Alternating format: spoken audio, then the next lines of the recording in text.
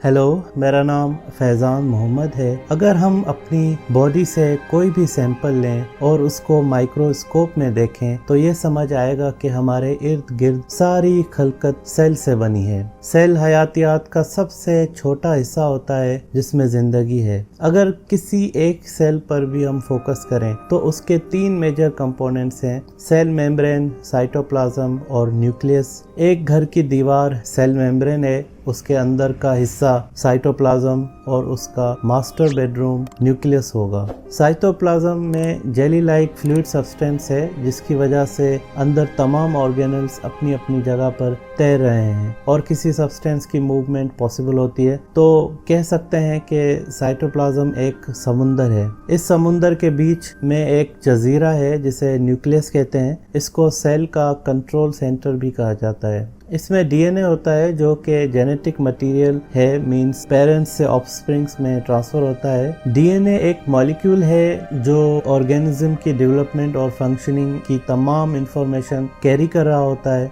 DNA में लिखा होता है कि सेल्स को कैसे और क्या करना है। इसकी तरह सेल्स और उसके अंदर की चीज़ें काम कर रही होती हैं। जिंदगी की ये फैक्ट्री ज़ोरों शोर से चल रही होती है। इस वीडियो में हम जेनेटिक मटेरियल को थोड़ा डीप स्टडी करेंगे कि कैसे डीएनए से हिस्ट्री की स्टडी कर सकते हैं। न्यूक्लियस के अंदर डीएनए 2 शक्लों में पाया जाता है जो कि उसकी एक्सटर्नल शेप्स होती हैं, इंटरनल उसका शेप और दूसरा है। लेकिन एक्सटर्नली ये 2 शक्लें होती हैं, एक क्रोमेटिन और एक क्रोमोसोम। जब डीएनए न्यूक्लियस में अपनी रॉ फॉर्म में होता है तो उसको क्रोमेटिन कहते हैं, जिसमें डीएनए हिस्टोन्स के साथ फोल्ड होता है। जब सेल डिवाइड हो रहा होता है तो ये डीएनए कंडेंस फॉर्म में खुद को रीशेप कर लेता है और उस फॉर्म को क्रोमोसोम कहते हैं। क्रोमोसोम हर जानदार में फिक्स नंबर्स होते हैं, मींस डीएनए डिवाइड होता है। इंसान में 46 क्रोमोसोम्स होते हैं, मींस 23 पेयर्स होते हैं। आखिरी पेयर जेंडर डिटेक्ट करता है, मेल में XY क्रोमोसोम, फीमेल में XX क्रोमोसोम। Y क्रोमोसोम सिर्फ मेल्स में होता है, ये फीमेल्स में नहीं होता। तो ये एक्सटर्नल शेप हो गए डीएनए मॉलिक्यूल्स रॉ फॉर्म में और कंडेंस फॉर्म में क्रोमेटिन और क्रोमोसोम्स में अरेंज्ड हैं। डीएनए फोल्ड होता है तो न्यूक्लियस में हिस्टोन के साथ ये फोल्ड होता है। हिस्टोन प्रोटीन्स हैं। अगर ये किसी धागे या रस्सी की तरह अनफोल्ड हो जाए इन हिस्टोन से तो ये रस्सी तकरीबन एक सेल में 6 फुट लंबी हो सकती है। टोटल इंसान में 30 से 40 ट्रिलियन, अरब नहीं खरब, 30 से 40 खरब सेल्स होते हैं। तो 6 को मल्टीप्लाई करें 400 खरब से, देख सकते हैं कि कितने फुट बनेगा। ये धागा ज़मीन से सूरज के 600 बार पहुंच सकता है, या फिर ऐसे कहें कि पूरे निज़ाम शमसी जिसमें सूरज, चांद और सैयारे आते हैं, बीच में बहुत बड़ी खाली स्पेस आती है और स्पेशली आखिरी के प्लैनेट्स उनमें बहुत ज़्यादा स्पेस होती है। तो ये सारे निज़ाम शमसी से रस्सी को उसके चारों तरफ घुमाएं, एक भी नहीं 2 बार उस रस्सी को पूरे निज़ाम शमसी पे घुमाएं तो भी कुछ रस्सी बच जाएगी। इंटरनली डीएनए मॉलिक्यूल के 3 कंपोनेंट्स होते हैं, एक शुगर जिसको डीऑक्सीराइबोज शुगर कहते हैं, दूसरा फॉस्फेट ग्रुप और तीसरा नाइट्रोजनस बेस। शुगर और फॉस्फेट बैकबोन होती हैं डीएनए स्ट्रक्चर की, जिन पर इमारत खड़ी होती है। असल तो फ्लेट्स हैं जिन पर रिहाइश होती है और वो नाइट्रोजनस बेसिस कहलाते हैं। ये बेसिस 4 हैं, एडेनिन, थायमिन, साइटोसिन और ग्वानिन। इनको शॉर्ट फॉर्म में ATCG कहा जाता है। आप एक सीढ़ी इमेजिन करें और उसके दोनों एंड्स शुगर और फॉस्फेट और उसके बीच में स्टेप्स को बेसिस समझें। ये 2 टाइल्स पर स्टेप हैं सीढ़ी में, ATCG। एक एंड से पहली चेन में 4 लेटर्स किसी भी सीक्वेंस में हम लिख सकते हैं, लेकिन दूसरे टाइल को, दूसरे एंड की चेन को, उसका एक फॉर्मूला है। A हमेशा T के साथ जुड़ेगा, C हमेशा G के साथ जुड़ेगा। फॉर एग्जाम्पल AT या TA, CG या GC। और इसको डबल हेलिक्स स्ट्रक्चर कहते हैं। टोटल डीएनए की चेन इंसान में सारे क्रोमोसोम्स मिलाकर तकरीबन 6 बिलियन 6 अरब बनेगी और ये 6 अरब नाइट्रोजनस बेसिस और ये चेन जो है ये इसको जीनोम कहेंगे। टोटल जेनेटिक मटेरियल इंसान का वो यही जीनोम होता है। कुदरत ने 2 जीनोम्स रखे हैं, एक शायद फोटोकॉपी रखी है, पता नहीं क्यों, तो ये हो गए 3 बिलियन 3 अरब बेस पेयर्स या 1 जीनोम की कॉपी। इसको साइंसदान पढ़ते हैं, जेनेटिक्स में 2 इंसानों का जीनोम देखते हैं और उसको कंपेयर करने की कोशिश करते हैं, 2 या 3 या 4 इस तरह से, और पॉपुलेशन में भी 4 पॉपुलेशन 3 पॉपुलेशन इस तरह से ये मल्टीपल लेते हैं और इनको जीनोम्स को स्टडी करते हैं। जो भी डिफरेंसेस होते हैं स्पेसिफिक पॉइंट पर उनको नोट करते हैं और जो सिमिलैरिटीज होती हैं उनको भी साइंटिस्ट नोट करते हैं। साइंटिस्ट तो रिसेंटली इसको रीड करने लगे हैं, कुदरत तो ये बेस पेयर्स अज़ल से रीड करती आ रही है, तभी आज हमारा ज़ाहिरी वजूद है। अगर हमारे अंदर का सिस्टम इस डीएनए को रीड ना करे तो हम शायद नहीं, यकीनी नहीं रहेंगे। कुदरत ऐसे रीड करती है कि न्यूक्लियस में डीएनए 2 चेन्स आपस में जुड़ी हैं और ये जिप की तरह खुल जाती हैं। एक चेन न्यूक्लियस से बाहर साइटोप्लाज्म में यानी समुंदर में किसी जजीरे की तरफ तैरने लगती हैं। जैसे न्यूक्लियस एक जजीरा है फ्लूइड लाइक साइटोप्लाज्म में सेल के, वैसे दूसरे जजीरे भी हैं, उनको ऑर्गेनेल्स कहते हैं। ये सिंगल स्ट्रैंड mRNA कहलाती है, मैसेंजर आरएनए। इसमें बेसिस एक्सपोज होते हैं, ऐसे लग रहा है जैसे कोई एक मुंह हो और वो खुल गया हो और उसमें से एक एंड के दांत नजर आ रहे हो एक side of this DNA chain. तो डीएनए इंफॉर्मेशन को रेप्लिकेट करता है और उसको एज mRNA मैसेंजर आरएनए भेजता है न्यूक्लियस के बाहर, और ये डीएनए का मैसेज पहुंचाती है mRNA और एक दूसरे जजीरे में जो ये मैसेज पहुंचाती है। राइबोसोम्स रफ एंडोप्लाज्मिक रेटिकुलम जो एक बहुत बड़ा जजीरा है न्यूक्लियस के पास थोड़ा आगे, वहाँ ये राइबोसोम्स गेट पर ही मैसेंजर आरएनए को रिसीव करने के लिए खड़े होते हैं, और जब ये पहुंचता है mRNA तो राइबोसोम्स जो है इनको अंदर ले जाते हैं और इनसे पूछते हैं कि भाई आप बताएं कि डीएनए ने क्या इन्फॉर्मेशन बताई है कि हमें क्या करना चाहिए, इंस्ट्रक्शंस क्या हैं प्रोटीन बनाने की। तो फिर वो वहाँ से प्रोटीन सिंथेसिस होता है। प्रोटीन मुख्तलिफ किस्मों के बनते हैं, जैसे इंफॉर्मेशन मैसेंजर आरएनए में बेसिस में होती है कि वैसे इंफॉर्मेशन के हिसाब से प्रोटीन बनते हैं। फिर ये रफ एंडोप्लाज्मिक रेटिकुलम से वो प्रोटीन एक कश्ती में, एक Yamaha high speed boat motor engine, वो उनको दी जाती है कि सफ़र इनको एक दूसरे जजीरे जिसको गोल्जी एपरेटस कहते हैं वहाँ पर करना होता है, जो कि packaging department of the cell होता है। तो ये एक तशबीहात में दे रहा हूँ आपको कि मोटर को जो इंजन होती है उसको ग्लाइकोसिलेशन कह सकते हैं। शुगर मालिक्यूल अटैच होता है प्रोटीन के साथ रफ एंडोप्लाज्मिक रेटिकुलम में, और ये शुगर मालिक्यूल अटैच कर दिया जाता है इस प्रोटीन में, जो उसको एनर्जी के तौर पर उसको हेल्प करता है मूवमेंट में। कश्ती एक किस्म का बर्ड या सैक होती है जिसमें प्रोटीन इंक्लोज्ड होता है, तो उसमें प्रोटीन उसमें बैठकर फिर ये गोल्जी एपरेटस की तरफ जाता है रफ एंडोप्लाज्मिक रेटिकुलम से।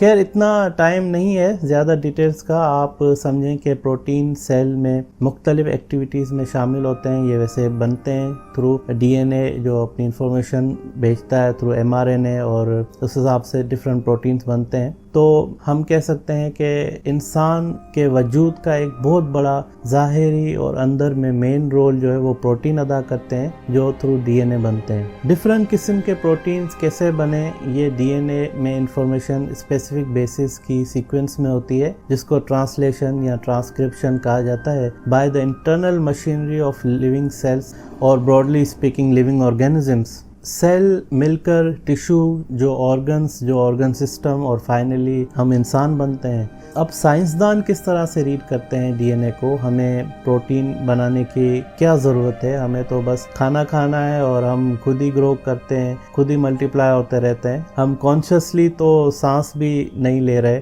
मतलब वो भी ऑटोमेटिक चल रही है। और बहुत सारे सिस्टम्स इंसान के ऐसे होते हैं जो ऑटो पायलट पर चल रहे होते हैं ताकि हम बस अमाल करें अच्छे और बुरे, और जिनको मज़ाहिब कहते हैं कि हिसाब होगा और ना खुदा कहने वाले कहते हैं कि ये सारे अमाल ज़ाया हो जाएंगे। उनका दिल है उससे गौर नहीं करते, आंखें हैं उनसे देखते नहीं हैं, कान हैं उनसे सुनते नहीं हैं।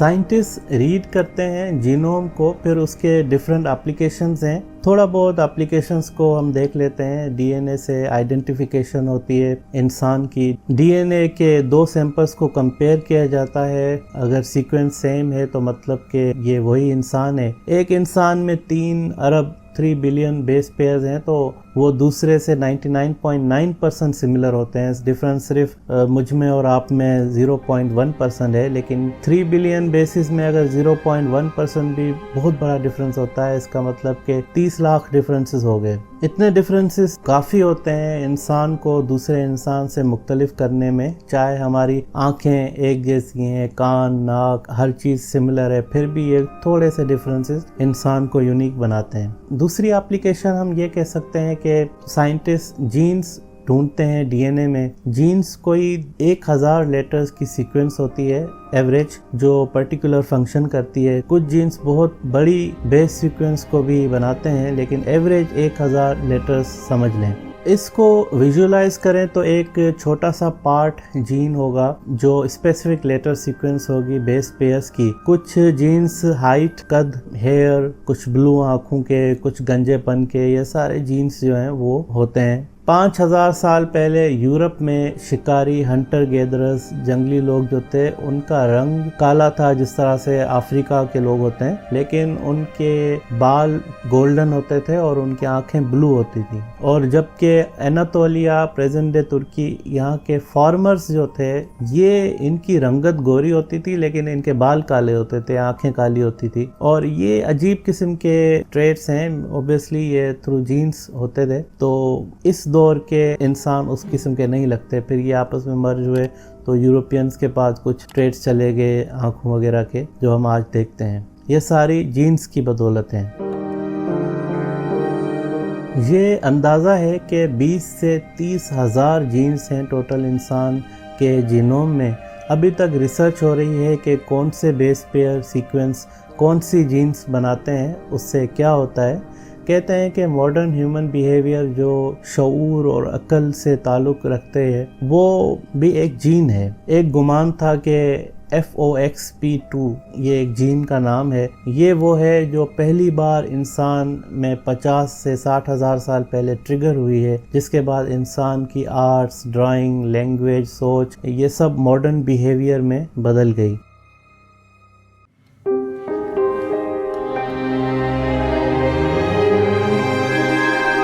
लेकिन इस पर रिसर्च हो रही है, थोड़ा कॉम्प्लिकेटेड है। थोड़े एक से ज़्यादा जीन्स सस्पेक्टेड हैं मॉडर्न बिहेवियर के लिए। जीन्स और म्यूटेशंस सिमिलर कॉन्सेप्ट्स हैं, लेकिन थोड़ा डिफरेंस होता है। जीन्स डिटरमाइन करते हैं कि इंसान की ज़ाती खुसूसियात क्या हैं, उसके कैरेक्टरिस्टिक्स और उसके रिलेटेड तमाम हयातियात अमल क्या है। म्यूटेशन का मतलब जो चेंज जीन की डीएनए सीक्वेंस में हो, इसके फैक्टर्स बहुत से हो सकते हैं, लेकिन एक नेचुरल रिकम्बिनेशन भी होता है। ये random errors 1 in every 1000 letters होते हैं। इससे पास्ट का भी पता लगाया जा सकता है, जो मैं आपको दूसरी वीडियो में बताऊंगा, जिससे जेनेटिक्स को हिस्ट्री स्टडीज में हम अप्लाई करेंगे। फिलहाल एक हैरत अंगेज म्यूटेशन मैं शेयर कर रहा हूँ आपसे। कहते हैं कि इंडोनेशिया के किसी जजीरे में एक ट्राइब कबीला रहता है जो बजाओ के नाम से मशहूर है। वो पानी में डुबकी लगा के नेज़े से या लकड़ी के शार्प कॉर्नर से फिर वो मछली को उस लकड़ी से पकड़ते हैं। दिन में तकरीबन 8 घंटे से भी ज़्यादा ये लोग पानी में गोता लगाकर यही काम करते थे, और ये प्रैक्टिस नस्लों दर नस्लों होती रही। फिर किसी एक दिन किसी एक बंदे में म्यूटेशन पैदा हो गई। डीएनए सीक्वेंस में जो स्प्लीन एक ऑर्गन होता है इंसान की बॉडी में, उसकी बनावट चेंज हो गई, उसकी साइज में फर्क आ गया। स्प्लीन के बारे में मैं आपको थोड़ा बताऊं। रेड ब्लड सेल्स को रिसाइकल करता है ये ऑर्गन, और वाइट ब्लड सेल्स को भी स्टोर करता है। रेड ब्लड सेल्स में हेमोग्लोबिन मॉलिक्यूल होता है, तो ऑक्सीजन कैरी करता है। तो इन लोगों में ऑक्सीजन ज्यादा स्टोर होती है आम लोगों के बनिस्बत। ये पानी में 15 मिनट तक सांस बंद रख सकते हैं, कुछ तो 20 मिनट तक भी ये पानी में सांस बंद रख सकते हैं। आप इमेजिन करें कि किस तरह ये 1 घंटे में सिर्फ 4 बार सांस लेकर पूरा 1 घंटा पानी में गुजार सकते हैं, उनमें म्यूटेशन ट्रिगर हो गई है। लेकिन ये कॉम्प्लिकेटेड प्रोसेस होता है म्यूटेशन का ट्रिगर होना। कभी कभी नेचर की वजह से भी म्यूटेशन ट्रिगर होती है, लेकिन कभी कभी ये रैंडमली भी ट्रिगर होती है। रैंडम का मतलब कि कभी किसी बंदर में या किसी चील कौवे में एक ऐसी म्यूटेशन हो जाए कि वो मॉडर्न बिहेवियर करना शुरू हो जाए जैसे इंसान करते हैं। तो साइंटिस्ट को पता नहीं है कि ये क्यों हो रहा है। ये नेचुरल सिलेक्शन नहीं है, ये रैंडम म्यूटेशन है, रैंडमली बाय चांस सिलेक्शन है।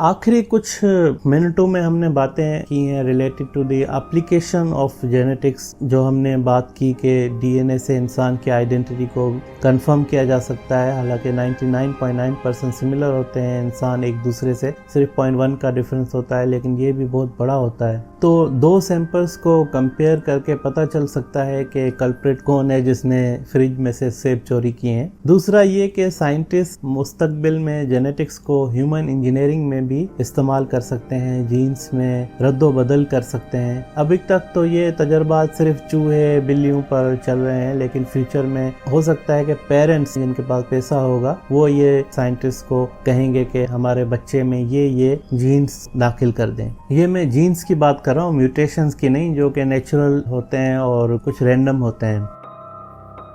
जेनेटिक्स में बायोलॉजिकल सीजर्स होते हैं, कैंचियाँ होती हैं। ये एंजाइम्स या केमिकल्स होते हैं जो कि डीएनए की कोई मखसूस चेन में से स्पेसिफिक लेटर्स को काट सकते हैं और उनकी जगह पर आर्टिफिशियल जो साइंसदान अगर बनाएंगे वो साइंसदान उनमें ऐड कर सकते हैं। और ये ऐड करने का भी एक तरीका होता है, क्योंकि ये डीएनए मॉलिक्यूल अट्रैक्शन और रिपल्जन दोनों के प्रिंसिपल पर काम कर रहा होता है। तो वो इस तरह से बनाएंगे कि ये मॉलिक्यूल खुद ही उनको कैच कर लेगा।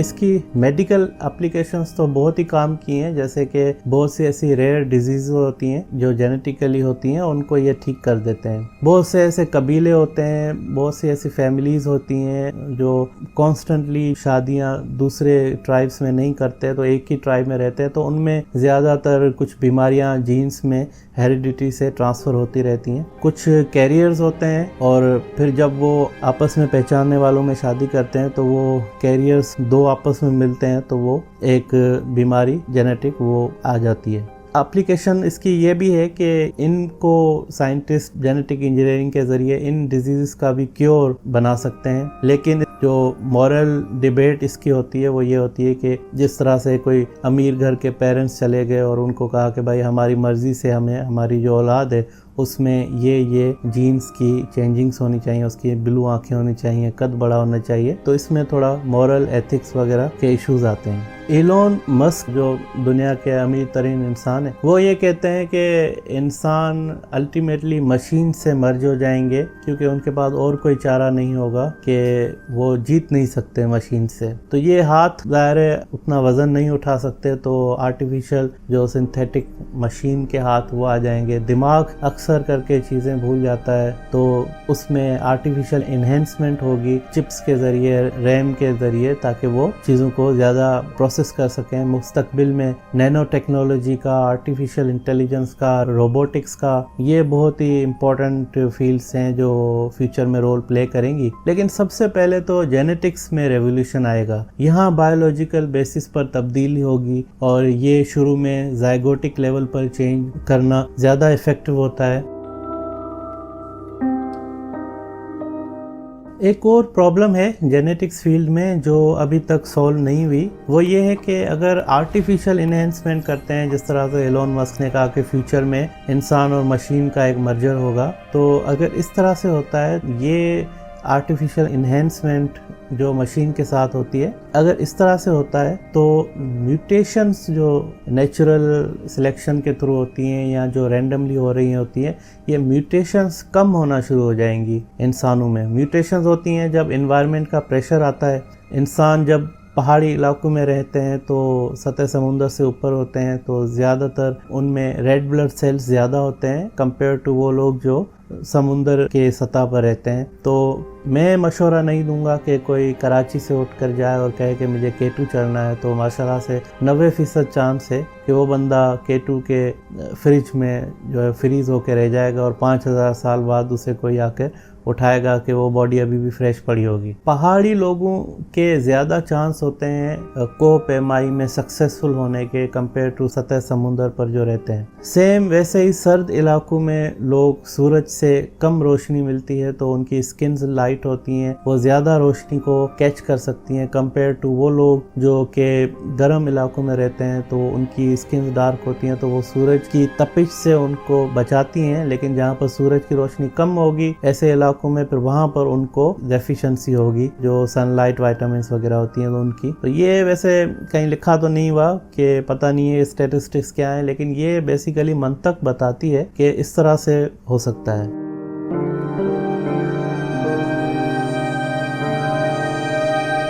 अब जो तीसरी एप्लीकेशन है जेनेटिक्स की, अब वो इटसेल्फ एक मौजू है मेरी नेक्स्ट वीडियो का। उसमें एंसेस्ट्री को कैसे ट्रेस किया जाए इस टॉपिक पर हम बात करेंगे। जेनेटिक्स को हम हिस्ट्री रिलेटेड स्टडीज से रिलेट करने की कोशिश करेंगे, थोड़ा ओवरव्यू देंगे और उसके बाद उसके जो नेक्स्ट वीडियो होगी उसमें मैं कोशिश करूंगा कि आपको एक जेनेटिक असेसमेंट दूं कि साउथ एशिया की जो हिस्ट्री है उसके बारे में और स्पेशली इंडस वैली सिविलाइजेशन के बारे में कि वो लोग कौन थे और इन जनरल साउथ एशिया में जितने भी हम लोग बसते हैं उनकी जेनेटिक असेसमेंट, ट्रेसिंग, ये सारी मैं दूंगा। बेसिकली मैं चाहता हूं कि थोड़ा कॉन्सेप्ट क्लियर हो जेनेटिक्स का। अभी मैंने थोड़ा बताया आपको और नेक्स्ट वीडियो में मैं थोड़ा बताऊंगा कि दो वीडियोस में जेनेटिक्स का कॉन्सेप्ट थोड़ा बहुत क्लियर होगा। तब हम जब असेसमेंट करेंगे तो ऑब्वियसली उस पर हम रिसर्च पब्लिकेशंस को भी देखेंगे, तो उसके लिए थोड़ा बहुत अंदाजा होना चाहिए कि किस तरह से साइंटिस्ट